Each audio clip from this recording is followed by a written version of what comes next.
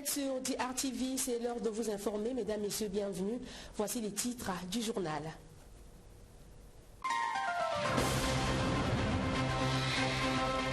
Le gouvernement et ses partenaires se sont retrouvés ce mardi afin de répondre urgemment aux besoins des populations victimes des inondations dans le nord du pays. Et puis la mise en œuvre du guidage dans les centres ASECNA au centre d'une réunion qui regroupe les ambassadeurs représentant les 18 pays membres que compte cette agence. Une fois de plus, bienvenue à tous. Tout d'abord, cette information, le président de la République, Denis Sassou Nguesso, séjourne depuis ce matin dans le département de la Bouenza où il a procédé à l'inauguration de l'usine de traitement et d'exploitation du cuivre. Cette usine de la société de recherche minière Soremi, située dans le district de Fouati, a une capacité de production de 15 000 tonnes de cathodes de cuivre par an. C'est la toute première société minière au Congo qui transforme des minerais sur place et exporte son produit fini. Les détails dans nos prochaines éditions. Ensuite, lancement à Brazzaville du programme intitulé Décor ta vie, porté par l'association Les Amis de Wenze 2. Ce programme vise à aider une personne choisie à tout hasard dans la zone de Wenze 2. Ainsi donc, Antoine Ondongo, congolais de 77 ans, a été le premier à bénéficier des services de cette généreuse association. Le reportage de Jaurès et Combat est rendu par Théodore Balossa. Après sa sortie officielle, l'association Les Amis de Wenze 2, déjà décisive, est passée à l'acte. Elle a puisé dans son volet social pour aller à la rescousse d'une personne de 3e âge qui avait été accueillie dans cette parcelle, 6 au numéro 77 de la rue Mouila, par une personne de bonne volonté à Wenze justement. Il s'agit de ce vieillard appelé Antoine Ondongo, né vers 1942 à Imporo dans le département des Plateaux. L'action de l'association Les Amis de Wenze 2 a porté essentiellement sur la réfection de sa bicoque. Tout ceci grâce à l'implication du président de cette association, Jules Thierry Mokoko, compatriote congolais basé au Canada qui a bien reçu les doléances d'Antoine Ondongo. J'avais reçu les doléances de Papa Ondongo par vidéo et Papa Ondongo qui m'expliquait qu'il vivait la misère absolue.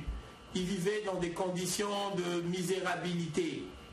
Donc, de surcroît, j'avais eu une initiative de lancer le programme Décor ta vie.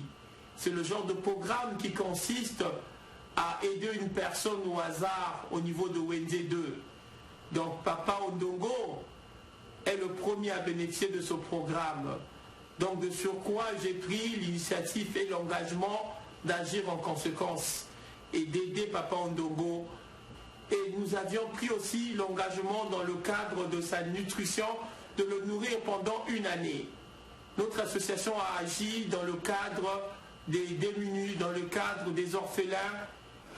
Dans la même foulée, les responsables de l'association Les Amis de Wenze 2, basée à Brazzaville, ont fait parvenir au vieillard abandonné le don du président Jules Thierry Mokoko. Merci a été le maître mot de l'heureux bénéficiaire qui a souhaité bon vent au président de l'association Les Amis de Wenze 2. Je suis très heureux de ce que Papa Mokoko m'a fait. Grâce à Dieu. 2 morts et de nombreuses personnes sinistrées. Tel est le bilan provisoire des inondations provoquées par les fortes pluies dans le département de la Likuala. Le gouvernement de la République, qui du reste a décrété depuis le dernier Conseil des ministres l'état de catastrophe naturelle et d'urgence humanitaire dans la zone du sinistre, a réuni ses partenaires techniques et financiers en vue de trouver des solutions qui vaillent. Justin Bombaka, Arnaud Itoba. Les pluies diluviennes et récurrentes qui s'abattent sans cesse sur l'ensemble du pays ont occasionné des graves inondations et d'énormes dégâts matériels. 5 départements du pays sont concernés par ces catastrophes naturelles, notamment la Songa avec 2000 personnes touchées, la Cuvette 31 000, les Plateaux 1600 et le département de la Likuala 56 000 personnes. Dans ce dernier département, la situation reste préoccupante, notamment pour les populations vivant dans des localités situées tout le long du fleuve Congo et de ses affluents. La première évaluation qui a servi de base à la déclaration de la situation d'urgence humanitaire du gouvernement faisait état de 50 000 personnes sinistrées ou affectées directement par cette catastrophe naturelle. Des chiffres provisoires compte tenu de la montée des eaux. De nombreux habitants de ce département de la Likwala ont vu leur habitation et autres édifices publics détruits, mais aussi et surtout leurs moyens de subsistance. Aujourd'hui, le gouvernement de la République et ses partenaires craignent une recrudescence de certaines maladies hydriques et du paludisme. Face à l'urgence et pour parer au plus pressé, le gouvernement de la République a mobilisé environ 400 millions de francs CFA. Pour la coordonnatrice des agences du système des Nations Unies, 100 000 personnes pourraient être affectées par cette situation humanitaire et le besoin de 9 millions de dollars pour faire face à ces personnes vivant dans le dénuement pourrait s'avérer dérisoire. Toutefois, sous le terrain, des actions sont entreprises par des partenaires pour venir en aide à ces populations. Nous tenons à remercier nos partenaires qui ont commencé à apporter assistance à nos populations, à nos compatriotes de la Likwala. Heureusement que nos partenaires ont des entrepôts dans la zone de Bétou. Et c'est à Bétou qu'on a enregistré 2 décès par noyade. Il y a certainement des décès ailleurs, mais comme nous n'avons pas toutes les informations. Parlons justement de ces partenaires. Le gouvernement de la République demande aux agences d'étendre leur action aux autres départements touchés. Brazzaville abrite depuis ce matin un atelier de lancement des inspections conjointes des établissements pharmaceutiques d'Afrique centrale. L'un des principaux objectifs de cet atelier est de permettre, on va dire, aux habitants de la CEMAC d'avoir accès à des médicaments et produits pharmaceutiques sûrs, efficaces, de bonne qualité et au prix le plus bas. Armel Christian Zinganyoko, Roland Nyakekeli. Les faux médicaments tuent et tuent encore. On ne cessera de lutter contre ce fléau tant qu'il existera. Malheureusement, la faiblesse du système de régulation de contrôle du marché pharmaceutique en Afrique centrale favorise le développement et la multiplication de trafic de ces faux médicaments. Dans le cadre de l'harmonisation des réglementations des médicaments en Afrique centrale, qui a pour but de faciliter l'enregistrement des médicaments essentiels de qualité, les inspections conjointes des établissements pharmaceutiques en zone SEMAC vont incessamment débuter. Mettre en place les modalités de faisabilité et le déroulement de ces inspections justifie cet atelier de 4 jours. Nous sommes là pour que le bon médicament soit partout où le besoin est et que le mauvais médicament ne rentre pas. C'est-à-dire que nous travaillerons sur 2 pieds. Celle de l'accessibilité des médicaments pour lesquels Madame la Ministre et tout le gouvernement travaille par le biais de la mise en place de l'assurance maladie universelle, mais aussi celle des textes qu'elle a cessé de prendre au Congo. Au terme de ces ateliers, nous souhaitons que chacun reparte avec des procédures harmonisées d'inspection conjointe, afin que, comme une seule main avec plusieurs doigts, mais chaque doigt ayant sa fonction, nous puissions saisir toutes les potentialités et possibilités qui existent pour d'une part apporter les médicaments de qualité et d'autre part faire de telle sorte que cette main soit aussi une barrière aux faux médicaments, aux médicaments contrefaits, pour lesquels le Congo également s'inscrit dans la convention Medicrime et dans d'autres programmes au niveau régional, sous-régional et international. Cet atelier, mis en œuvre par l'Organisation de coordination pour la lutte contre les endémies en Afrique centrale, OCEAC, est le fruit du financement de la Banque mondiale et de l'appui technique de l'Organisation mondiale de la santé. Il s'inscrit dans le cadre du projet d'appui au renforcement de capacités pour l'harmonisation de la réglementation des médicaments en zone CEMAC. Vous le savez, on a célébré hier la journée internationale pour l'élimination de la violence à l'égard de la femme. À l'occasion, quelques Brazzavillois interviennent pour dénoncer ces actes d'un otage. Irma Okonziou, Jaurès et Combat.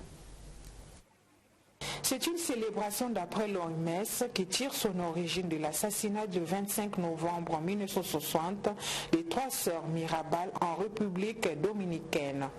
Cet assassinat, commandité par le dictateur Rafael Trujillo, fut la principale raison qui a conduit la République dominicaine à proposer cette journée de lutte contre les violences faites aux femmes.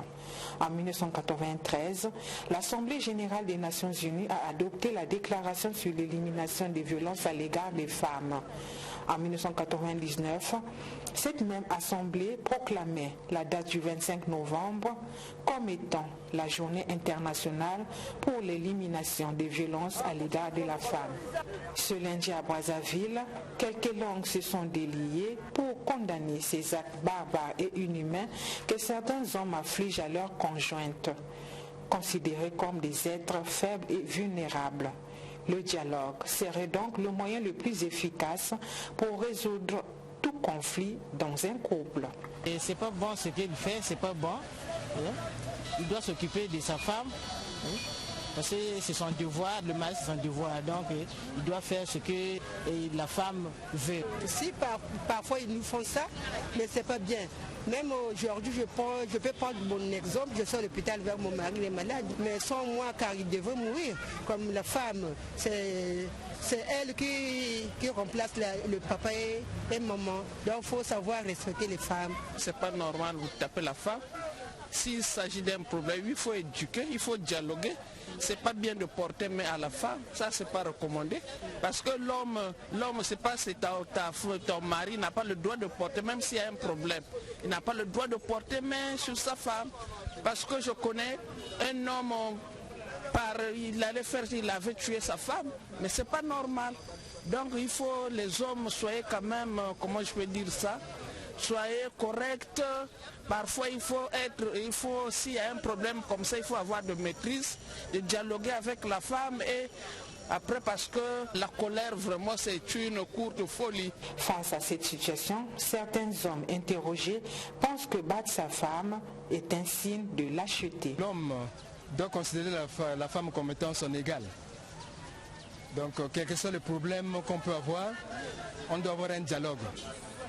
Et pour un homme qui résout le problème en tapant sa femme, c'est déjà un problème une lâcheté. C'est un signe de lâcheté parce que le problème doit être discuté. Et pour toujours trouver un compromis, je pense que la décision serait la meilleure. Donc pour les hommes qui pensent résoudre le problème en tapant, en violentant la femme, c'est vraiment une lâcheté. Donc moi je suis contre cela. Pour la psychologue clinicienne au CHU de Brazzaville, sa structure reçoit 5 à 6 cas de conjugopathie par mois.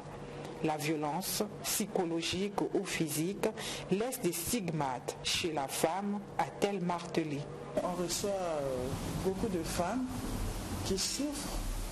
Parfois, elles vous présentent un problème, mais c'est à nous de décortiquer, de découvrir que son problème, sa souffrance est liée à ce qu'elle vit, à ce qu'elle subit dans son foyer. Je peux vous parler de la conjugopathie. On reçoit beaucoup de cas comme ça. Une femme qui vient en consultation, qui a consulté partout, qui n'a pas trouvé de solution. Elle est souffrante. Elle souffre des troubles d'anxiété, par exemple, d'un état de stress post-traumatique. Et elle vient en consultation, mais elle ne sait pas pourquoi le neurologue l'envoie ici. Et quand elle arrive, on explique, on exploite et on découvre finalement que c'est une femme qui a été violentée et qui vit cette souffrance depuis beaucoup d'années. Et elle vient ici pour une prise en charge psychologique. Par cette même occasion, la psychologue clinicienne a lancé un appel à l'endroit des femmes qui subissent ces violences. Des violences qui entraînent de nombreuses crises, parmi lesquelles les crises d'anxiété. Les conséquences de la souffrance psychologique, elles sont nombreuses. On peut citer le sentiment de dévalorisation. Elle peut développer aussi les troubles d'anxiété. Les problèmes de couple, par exemple. Je prends un exemple des cas que je reçois ici. Un homme qui prend des produits pour soi-disant satisfaire la femme, qui promet à la femme que ce soir tu verras ce que je vais te faire. Et quand la nuit tombe, la femme est stressée, elle a peur, et elle développe aussi un trouble de sommeil. Elle ne dort pas. parce qu'on va la déranger. Et le passage à l'acte, pour elle, c'est une souffrance. Ce n'est plus pour le plaisir. À titre de rappel, pour résoudre un problème de psychothérapie de couple, il sera souhaitable de consulter un psychologue clinicien au lieu de toujours faire recours à la justice, a-t-elle conclu. À l'occasion de cette célébration dont le but est de sensibiliser l'opinion sur les violences faites aux femmes et leurs conséquences, Lekunzu Avonké, député de Bunji, a exprimé son point de vue au micro de Morel Mabeli. Nous souhaitons que la justice puisse prendre à bras le corps cette situation, de sorte qu'il y ait des sanctions qui fassent vraiment régresser l'évolution de ces violences faites aux femmes. Donc je pense qu'il serait bien que nous arrimons toutes nos politiques de justice de sorte que ce fléau soit enfin, et pourquoi pas éradiqué. Ce que nous souhaitons, c'est l'éradication de ce phénomène. Nous pouvons avoir cette prétention-là, pourquoi pas. Et en même temps, les femmes aujourd'hui se lèvent toutes pour manifester leur position par rapport à cette violence faite aux femmes. Et ce que nous souhaitons en fait, c'est que les pouvoirs publics, la justice, que tous les systèmes se mettent ensemble de sorte à ce que nous arrivions à pouvoir éradiquer.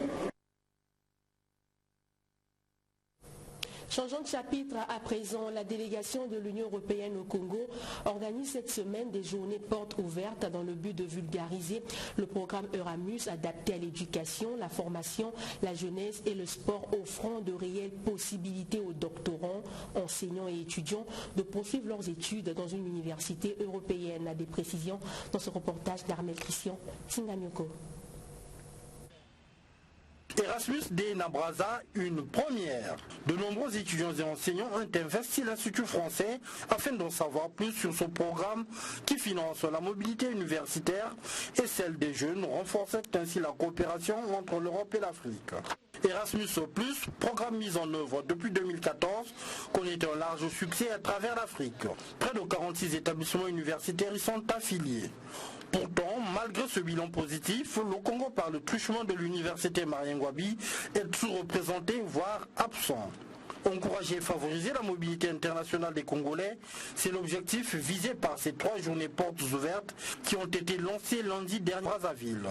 Dièdre Lemant, chargé de mission Afrique à la Direction générale éducation de la Commission de l'Union européenne, qui a fait le déplacement de Brazzaville pour la circonstance, a dégagé avec détail des opportunités qu'offre ce programme d'échange. Ce devant une assistance tout de suite à mieux connaître Erasmus+.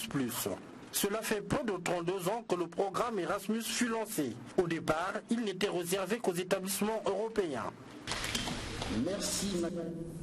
Enfin, les différents ambassadeurs des 18 États membres de l'Agence pour la sécurité de la navigation aérienne en Afrique et à Madagascar, à SECNA, sont à Brazzaville pour une réunion d'évaluation sur l'opérationnalisation des services de guidage radar dans les centres à SECNA. Les détails dans ce reportage de Gertrude Ngomabaï et Gingolo. À garantir une gestion saine pour relever les défis en matière de sécurité dans le cadre de l'amélioration continue des prestations aux usagers qui est un processus continu. Voilà l'objectif de cette réunion de 2 jours ouverte à Brazzaville par Raphaël Ngatsono, directeur de cabinet du ministre des Transports, de l'Aviation civile et de la Marine marchande.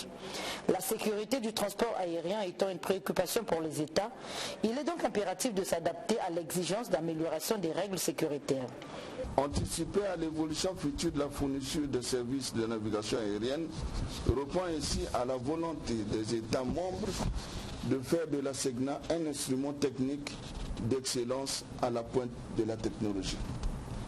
Je vous exhorte donc à mettre à profit cette rencontre pour évaluer vos niveaux respectifs de mise en œuvre pour vous conformer aux exigences internationales. Je ne doute pas un seul instant que votre rencontre aboutira à des solutions à même de booster notre secteur de notre région au regard de la qualité des participants. C'est en 2007 que l'Agence pour la sécurité de la navigation aérienne en Afrique et à Madagascar, ASECNA en sigle, s'est dotée des radars pour la mise en œuvre du guidage dans tous les États de l'agence d'une part et pour assurer la fonction de surveillance et d'assistance afin d'améliorer la qualité et la sécurité des services rendus aux usagers que sont les voyageurs d'autre part. Le chantier qui a concerné les 18 États membres a duré 2 ans. Depuis le 15 août passé, les derniers sites ont enfin basculé au guidage. Louis Bakeno, directeur d'exploitation de la navigation aérienne, sur les avantages de cet outil qui permet aux contrôleurs de voir les avions dans son espace.